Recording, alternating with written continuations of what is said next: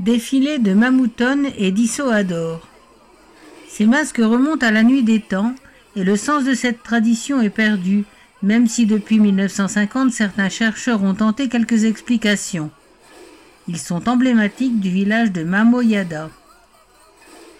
Ce qui est évident dans cette chorégraphie, c'est le rapport de soumission et de crainte des Mamouton vis-à-vis des Issoador.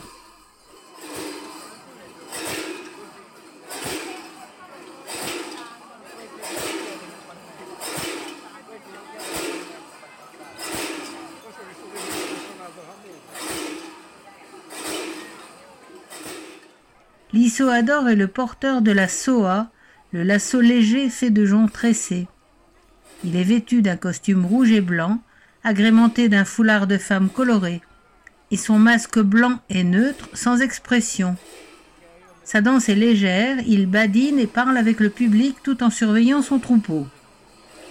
C'est l'Issoador qui donne le rythme de la danse des Mamouton et scande la procession de petits sauts coordonnés qui déclenche un concert de sonnailles.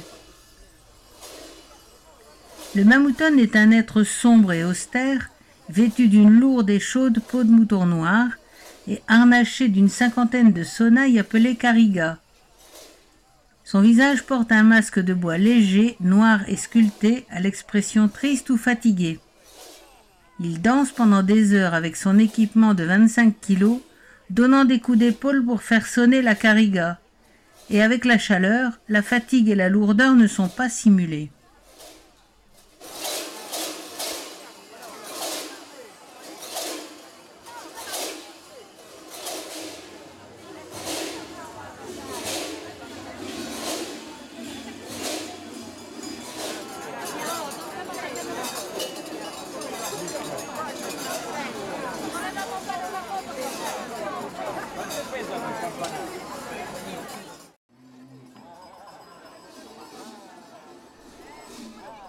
Les bouses et les merdules.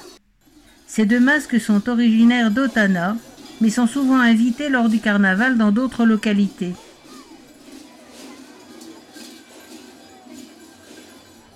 Le bou représente traditionnellement l'instinct animal, et il est poursuivi, fouetté et battu par le merdule, symbole de la raison humaine.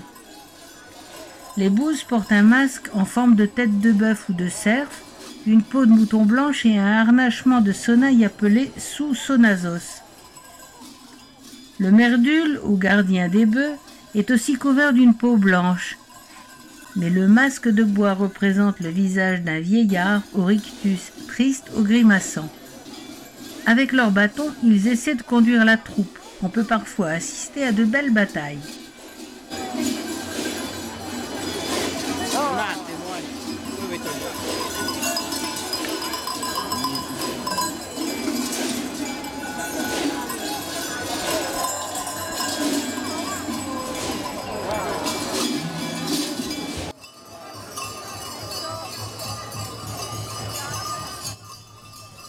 Les turpos sont probablement issus de la même tradition que les précédents, mais ils étaient tombés dans l'oubli. C'est l'ethnologue Raffaello Marci, spécialiste en tradition populaire, qui les a ramenés à la vie lors du carnaval d'Orotelli en 1979. Le mot turpos signifie aveugle.